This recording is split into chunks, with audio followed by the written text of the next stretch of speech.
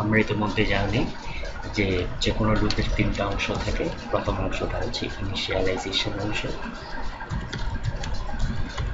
দ্বিতীয় অংশটা হচ্ছে কন্ডিশনাল অংশ,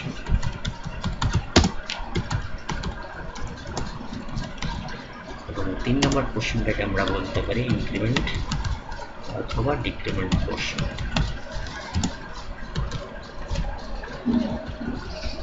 একটা ফর লুপ দিয়ে যখন আমরা লিখব তখন কিভাবে লিখতে হয়, প্রথমে আমাকে শুরু করতে হবে ফর লেখার পরে এরপরে কিন্তু আমাকে ইনিশিয়ালাইজেশন পার্টটা দিতে হবে। ইনিশিয়ালাইজেশন পার্ট আমাকে লিখতে হবে, তারপর সেমিকোলন, এরপর হচ্ছে কন্ডিশনাল পার্ট, এরপরে হচ্ছে আমার ইনক্রিমেন্ট অথবা ডিক্রিমেন্ট পার্ট। সেকেন্ড ব্র্যাকেট দিয়ে ফর লুপের এরিয়াটা ডিসাইড করব। Second bracket close, second bracket open, second bracket close. এখন যদি কোনো স্টেটমেন্ট থাকে সেগুলো আমাকে লিখতে হবে লুপের মধ্যে। স্টেটমেন্ট 1, স্টেটমেন্ট 2, এভাবে আপ টু স্টেটমেন্ট n।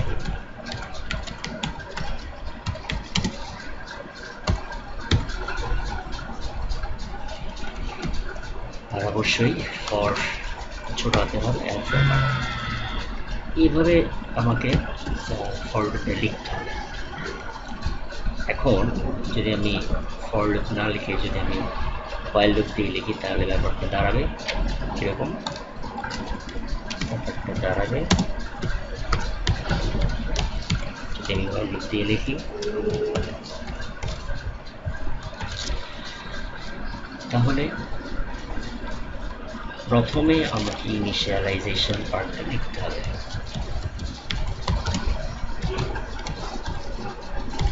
লেখার পরে দেন আমাকে লিখতে হবে ওয়াইলের মধ্যে ফার্স্ট ব্র্যাকেট দিয়ে এখানে লিখতে হবে কন্ডিশনাল পার্ট। কন্ডিশনাল পার্ট লেখার পরে সেকেন্ড ব্র্যাকেট শুরু, সেকেন্ড ব্র্যাকেট শেষ। এরপরে স্টেটমেন্টগুলো আমাকে লিখতে হবে সেকেন্ড ব্র্যাকেট ওপেন এবং ক্লোজের মধ্যে। এরপরে ইনক্রিমেন্ট আর ডিক্রিমেন্ট পার্ট যেটা আছে সেটা আমাকে প্লেস করতে হবে।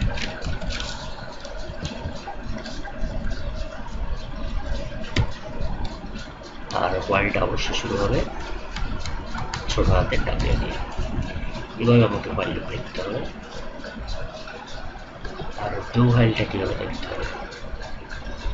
ডু হোয়াইল যদি আমাকে লিখতে হয়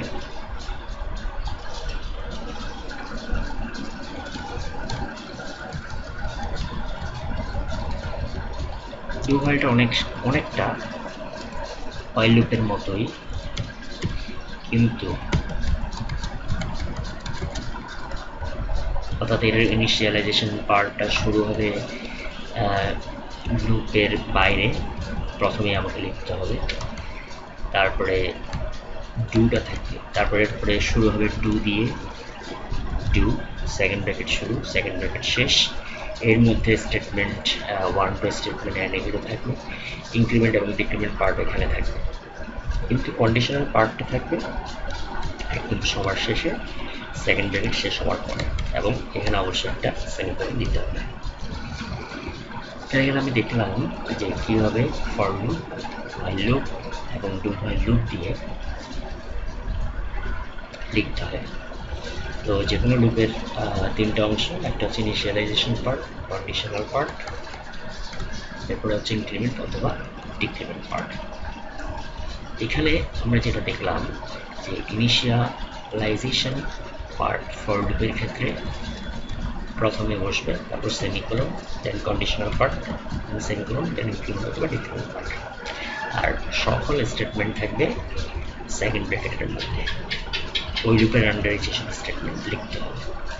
হোয়াইল লুপের ক্ষেত্রে ইনিশিয়ালাইজেশন পার্টটা থাকবে বাইরে, তারপরে হোয়াইল লুপ শুরু হবে, কন্ডিশনাল পার্ট থাকবে সেকেন্ড ব্র্যাকেটের মধ্যে, স্টেটমেন্টগুলো থাকবে এবং ইনক্রিমেন্ট ও ডিক্রিমেন্ট পার্ট থাকবে।